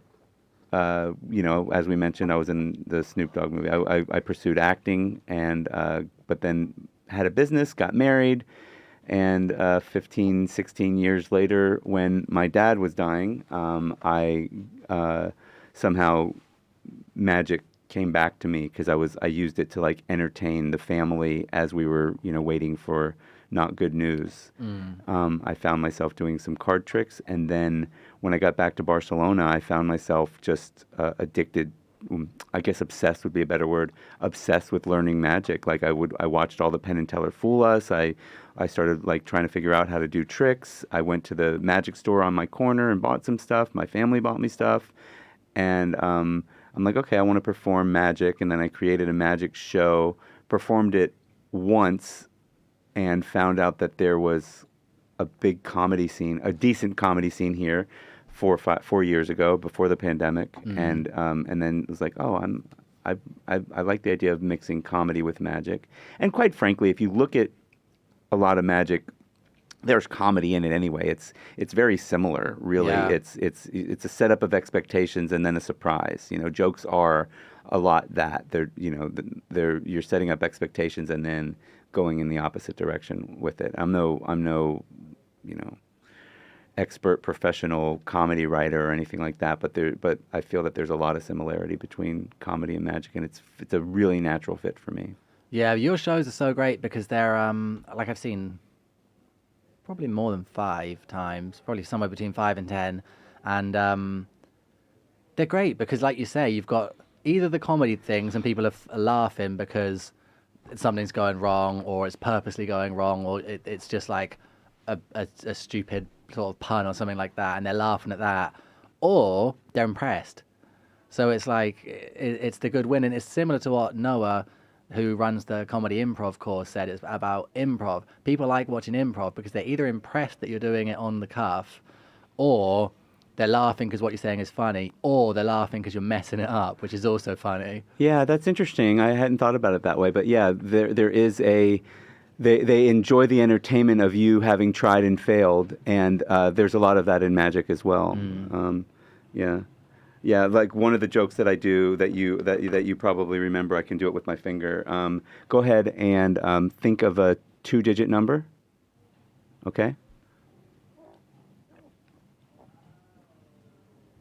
All right. And we didn't set this up ahead of time? Okay. Is the number you're thinking of 73? No. Look at that. I got it correct. Yeah, I see you did No. that. Yeah. So I love it. I love doing a bunch of like obviously bullshit magic and then pulling out like something Yeah. real. But yeah, the thing is that like magicians, Penn and Teller famously are atheists, or I'm sorry, Penn is. I don't know if Teller is. But Darren Brown is as well. yeah, a lot of them are because magic. We know how a lot of the tricks work, and especially a lot of the psychic readings and stuff like that that are not real. So it's really difficult for me as a natural skeptic to accept some of the stuff that we were talking about, like in the New Age spiritualism world, or in the like our hallucinogens giving you a window into reality. I have a very scientific and pragmatic side of me that's like, well, no, there's no proof of that. And if there was one person that came and told me that it was true, that wouldn't be enough. That would be an allegorical, experience from that one person, and I don't think I can reproduce it or something like that. So yeah, that's what makes it difficult for me to like believe in God, because I know a lot of the tricks. Like I know how the magic trick a lot of the magic trick works, and I can usually see through it. Like I used to really, I believed, who was it? John Edwards. Have you ever heard of him? He's like a psychic medium. He was on television in the United States for more than probably a decade, and I believed he was talking to the other side. And then I had some, very skeptical friends say, no, it's just cold reading. It's like this is, and like it's like stuff like, is anybody here in the audience? Does anybody relate to the letter J? 7 people have somebody that died with, Jennifer or John or something like that. So you can look for stuff like that. But then, yeah, I don't know. I want you to be able to talk to the other side, but I don't know if we really can. Yeah, I don't know if we really can, and I don't know if we really should be able to, even if we could. Like, in the movies, it always goes wrong. Does it? Always? Well, usually, like, when you're talking to the other side, like, the way I kind of think about it is that it doesn't necessarily have to go wrong, but if that dark side exists, let's call it the dark side, if that dark side exists and you are opening yourself up, it's like wait.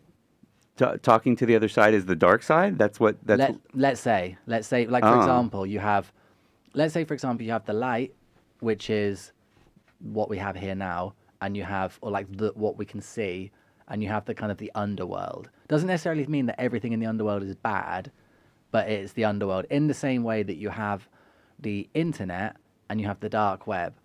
Not everything on the dark web is bad, but the dark web years ago I think it was something like 700 times the size of the regular web. It's probably more than that now.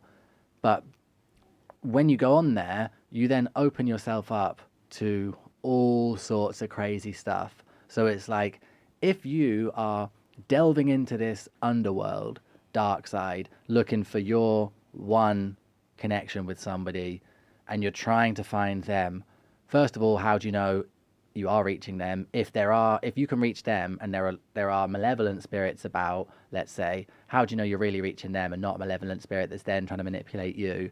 The chances of that are probably way more likely of you reaching the wrong person or thing. And you're then opening yourself up, I think, spiritually to attacks from all angles from, let's say you kind of open up a little floodgate or a channel into your consciousness, maybe into the consciousness of people around you, maybe like a portal into this reality.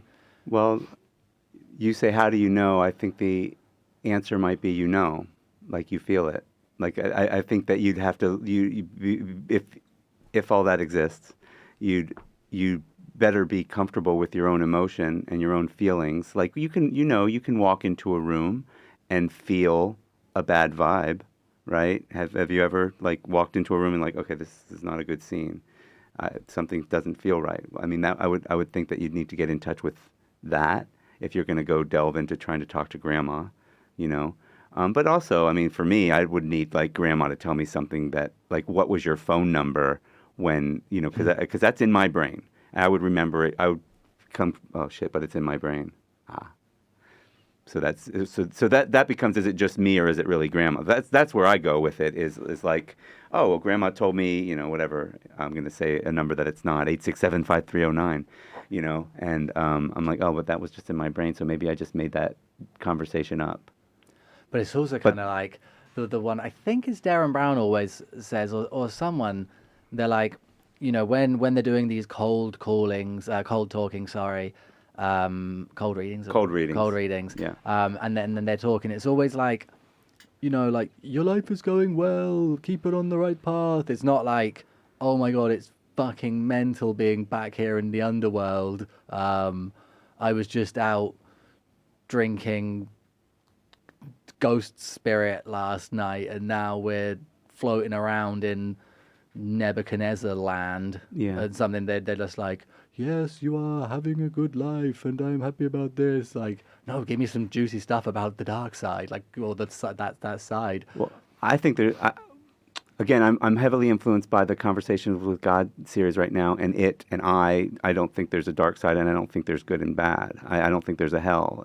So it makes more sense to me that if you're able to get in touch with other spirits, they're all fine. Like, they don't give a shit about. There is nothing negative. Everything they did was, from their standpoint, was out of good and love. I wouldn't say. I just said there's no good and bad, and then I said that. But anyway, like, so that's like the concept there is that, like, but I don't know. I don't know if we can. We both are in agreement for different reasons. I don't know if we can, speak quote unquote to the other side. But isn't that just tapping into whatever wavelength we were talking about earlier? I mean, really? Could potentially be, yeah. Yeah. I mean, like, so if we agree that consciousness is on some sort of, wavelength, because there's certainly more, right? Like, you meditate, so like who's observing you. What, like, your super ego, right? Like when you're like meditating, who is it saying stop having thoughts? I'm not proposing that that's God, but then who's watching that part of you? Or you're connected to all the rest of us. So I don't know. The faster we could all get to feeling like we're all one, I think the better the planet would be. Unity. Yeah. I was gonna say something there, and it's just gone out of my head. But yeah, I totally agree. I think that I've always wanted to go to a medium out of curiosity, but then again, it's like either they are a charlatan, or like there's three possibilities in my head. It's like they're a charlatan, they know it, they're out there to make money, they don't give a shit, or they are genuinely contacting the dead, all totally 100% accurate, or they believe they are. So there's like those three possibilities, and two out of those three possibilities is kind of like not real, and one of them is real. So it's kind of like you got a double chance of it being wrong in my twisted logic. But it's also like, But what's wrong with any of them? Why not go to it? Why not go through it for the experience? And why not? I mean, I'd love to find all three somehow. Because I would also like, of course, because we don't even know if we believe in the third anyway. So you're not. So like you may never believe in the third. Like, what would have to happen for you? I don't know. I don't think that anything ever would give. Nothing would ever get. No? All these big questions that we're talking about now. There's never going to be satisfactory proof. I don't think that's the whole point of faith, and that's the whole point. Like, a big part of spirituality is based on faith, and that's when I mentioned that science is always a little bit behind. We are discovering and naming things now that have been known about and written about for 5,000 years, and now it's just got to a point where what we call science and our like method of proving things, our methodology, is at a technological level where we're able to say, okay, we've proven scientifically that this is accurate, but it's been accurate and known about for thousands of years. And I think it's kind of the same. It's like we're searching for a proof that we don't need, because it should be kind of observable. And by the way, the idea of you have that spirit. I wouldn't say spirituality is about faith. I'd say religion's about faith. I think spirituality doesn't have to be about like just that blind faith. You like for instance, for me, like. But it's faith in oneself, really. It's having faith that number one, you're not alone in anything you do, really. You are part of the greater consciousness. Having faith that there is something that is bigger than you, and even like in the terms of, if you don't like to think of God or some sort of entity or powerful being, I like to just think about nature. Nature is more powerful than us. Like, nature, the weather controls our mood. That's kind of what makes me think of astrology potentially being real. It's like the amount of sunlight changes your mood which then changes your actions, changes your personality temporarily, changes your sleep just from the amount of sunlight you're receiving. If it's cloudy, if it's, if it's really humid and atmospheric pressure is high, you're tense. And it's like, that's the weather, that's nature.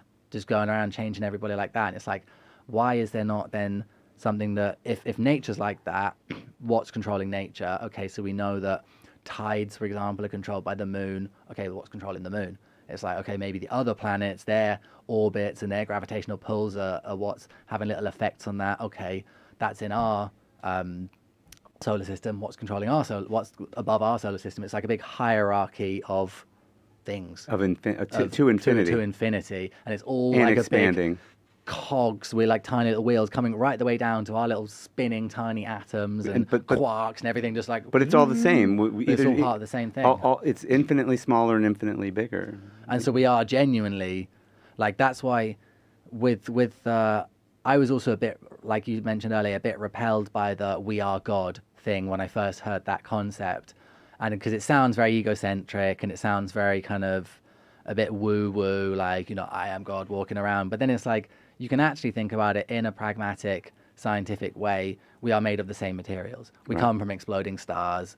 We are literally part of the universe, which is all made of the same thing, if you believe in the Big Bang. Right. And even if you don't, something must have created us. We are all part of the same ecosystem, giant ecosystem. So it's like we are actually all made up of the same stuff. Yeah. And then we are also like genetically traced back and all related from the same amoeba 2 or 4 or whatever they are, little cells initially.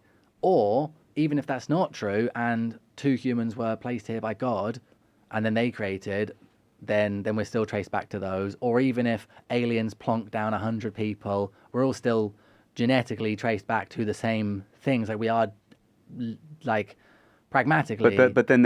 So any of those discussions still go back to, okay, so what about the aliens, who created them, and then who created that and that, so yeah, it's just infinite in all the directions. And ultimately, I mean, it doesn't matter, just have your experience on Earth, and also it's fun to explore it. And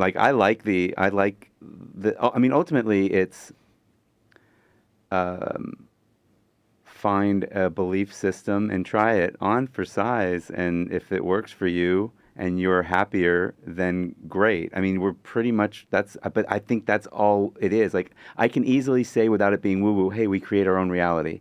And some people take that as, based on how you interact with people, that's what your reality is. But the deeper woo-woo people believe that as, no, I manifest my reality, and if you're God, then you are able to do that. You're a slice of God, so you're able to do it. I see it. I understand that, and unfortunately for me, I only believe in it in the more pragmatic sense, which is if I continue to, I was going to say, read myself affirmations of the thing that I want and take the actions to get them, and accept, like, 100 opportunities get thrown at us a day. And by that, I mean, like, I have the opportunity to cross the street or not cross the street, or I have the opportunity to do this podcast or not do this podcast. And if I have in mind, from a law of attraction standpoint, if I have in mind the thing that I'm trying to get, I'm going to make my decisions based on that, especially if I keep that in mind and keep that in mind and keep that in mind. Or, which I have some evidence in my life, or maybe the universe delivers anyway. Like, I've never really had I don't make a lot of money, but I've had so much worry on and off in my life about it, but then everything that I want tends to get done, like eventually. So like my 3 main affirmations were, that I want to be a full-time performer or professional performer. I want to be able to pay for my daughter's education, which is very expensive, and I want to, become fit. So those are like the 3 things that I am currently focusing on. But interestingly, I'm not making a lot of money on being a full-time performer yet, but that's where most of my, let's call it, work energy is going towards, and not as much on my regular business. But meanwhile, my regular business has recovered, and like last month was the best month that it's had in 2 years, like literally. So like I've went from having, my company has went from having almost zero money in the bank in at the beginning of the year to 5 months later having enough in the bank that if I need to borrow the money for my daughter's next 2 years of education, it's there in my company. So like that's a huge turnaround. Now, you know, I guess I won't speak it into existence, but what won't happen is what I would really like not to happen, universe, is that like that could all go away in the next 3 months. You know, I do think that it's, you know, that we're on a good path, but I'm just allowing it. Yeah. You know, or, you know, the fact that I was happier, allowed, you know, entered it, the pragmatic side of it. I don't care. It's more fun for me to just think, okay, as long as I pursue my passion, God, the collective conscious, the universe, or I will deliver all the things that I need, that I want, you know, so. I think that has summarized the podcast pretty well. We've come to a natural conclusion that collective consciousness, God will provide what you need. What I need. Just what you need. Well, or you if you believe it. But no one else is. No, you if you. No, I also do believe that. In fairness, okay. I do. Things go pretty well. But then, I would say that I focus the majority of my energy on keeping calm and sane, and balanced by keeping mentally healthy, keeping emotionally healthy, keeping physically healthy, keeping a good work-life balance, you know, keeping enough socializing, and basically trying to do everything that I do in the most healthy way possible, because I used to do everything in the most unhealthy way possible. So now it's like, I think that's my challenge in life, is being balanced, and, you know, like you can dip in and out of this or do whatever you want, but keep everything balanced and keep kind of growing each aspect. And since I started doing that, my life just goes so well, and everything like overwhelmingly well.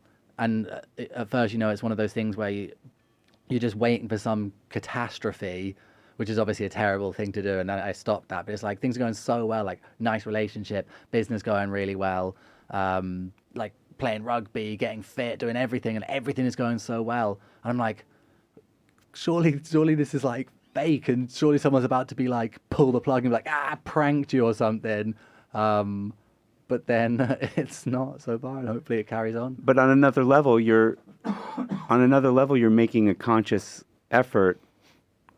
Notice that word, conscious effort to do the things that make you happy, and then the other things are getting delivered because you're allowing the space for them to get delivered. So I don't know. I mean, I think there's some magic to it, and I fucking hate admitting that I think there's some magic to it. From the magician, from just my own skeptical, you know, side. But that means that I'm the right person to deliver that message to the people that are going to hear that message. Like, I want to help people, you know, experience their best lives. Like, I think that's a great way of being, you know. And I mean, I presume there's a little like, why do a podcast if you don't want to share, you know, some good thoughts with you know, whoever is willing to listen. Like, I presume that some of your motivation as well is like, you know, and quite frankly, that's why you were living unhealthily, so that people that are living unhealthily can say, oh, okay, I hear that, and here's what not living unhealthily might feel like. And, you know, so anyway, by contrast is how we truly experience anything. Yeah. Go from one extreme to the other, and then hopefully meet in the middle. Anyway, this has been great. As a closing tradition, I ask my guests we've had quite a few already, but I ask my guests for words of wisdom. So what are your words of wisdom, you know, summarized potentially? I thought you were going to say, as a tradition, I ask all of my guests to do heroin. I'm so glad that you didn't. I thought you were going to break out a needle and words of wisdom. Seeing as you said you never tried, I thought I'd make it your first, so it'd be one to remember. Yeah. Well, as long as I'm just in this great room for it, right? I guess it doesn't matter. I guess heroin, it doesn't matter. You just Probably not. Yeah. Oh, that's not fair because I just said words of wisdom, I didn't know. I? You did just say them. Didn't I just say them? Can't we just make them rewind and hear that? So, I think my words of wisdom. People that are depressed are going to hate this, but like the secret to being happy is to decide to be happy. And it makes me, like, as somebody that was pretty depressed pretty recently, it's not easy to flip that switch, but if you take little baby steps towards it, you can. But it's hard for me to put it into words because I had this kind of profound realization recently, which is, what I just said, but it might not sound so profound the way I just said it, but really like that you can choose to be happy in any moment. That's it. There's my word of wisdom, I guess. Yeah, it's a very solid point, and it's one of those, like many of the things in life, so irritatingly simple, but so difficult overall. But like you say, those little baby steps towards a happier future. I have one final. A happier now. Right, What? that moment. That moment, any moment you can choose to be happy. That's my point. Okay. No matter what's happening. A happier present and therefore future. Sure. I also have a final tradition, which is to give you a little gift, which is heroin. a plastic bag. Oh, okay. No, there's something in it. Feels like heroin. Ow! Do I have to open it on camera? Yeah. Well, you don't have to, but Okay. do what you want. No, I'll open it on camera. It's dirty socks. Oh wait, no, they're not supposed to be in there. Oh, they're really? They're also clean. Okay. They're clean. Don't worry. Condoms. Here, you take the condoms back. No, there's no condoms. And a shirt. It's a Quest for Wisdom T-shirt. A Quest for Wisdom T-shirt. Awesome. I will wear this. Wait. By the way, I was going to say earlier when you said that you wanted to meet a medium, I said I was going to tell you I'm becoming a medium. I was an extra large. Now I'm a large. What is this? Is this a large? It's an extra large. Okay, that's. But I only had extra large and medium. I think. That's fine. Oh, the back is better. And just so, I guess I won't ruin the surprise for everybody, but it's a very professional podcast for the level, for the phase of it that you're in. So I won't ruin anybody's surprise by telling them how you invite people onto the podcast. Some people have ruined it, but it's not ruined. That's to be honest, that's my favorite part of. Yeah, I got an envelope with a wax, and I think was this what's stamped on it, and that's what's like pressed on to the wax. Oh, it's right there. It's right here. Yeah, I forgot. I forgot that it's right there. Yeah, that's my favorite part of the whole process. I love sending letters. It's great. But yeah, thanks so much, Harris. This has Thanks been amazing. for having me. Ooh, people can find you. Oh yeah, funny bald guy. Just go on funnybaldguy.me or funnybaldguy on Instagram, TikTok. Instagram. Do you have a YouTube? Instagram's preferred. I do have a YouTube, and I will be putting more on it. I don't have a lot on it, but it's also Funny Bald Guy. It might be Funny Bald Guy Me. My real long story, but anyway, it's either Funny Bald Guy or Funny Bald Guy Me, or .me. Okay. Something like that. This has been great. We've covered lots of amazing topics. Thank you so much for coming. Hopefully we'll see you again in the future. All right. Good luck with your upcoming endeavors, and farewell for now. That you'll never know about. Thank you for listening to the Quest for Wisdom podcast with your host, Connor Monaghan. If you enjoyed the episode and would like to support the show, then please like it, subscribe, and leave a review on whichever platform you are using. This small act is a massive help and is hugely appreciated. You can find more information about all of our guests on thequestforwisdom.com and follow us at The Quest for Wisdom on Instagram, Facebook, and Twitter for exciting updates. We also have a Patreon account for anyone who would like to contribute towards the running of the show. Finally, I would like to thank the Comedy Clubhouse in Barcelona for allowing us to record here and for their ongoing support. If you are ever in Barcelona, make sure to check it out for daily shows of comedy and performance art in English. Farewell for now.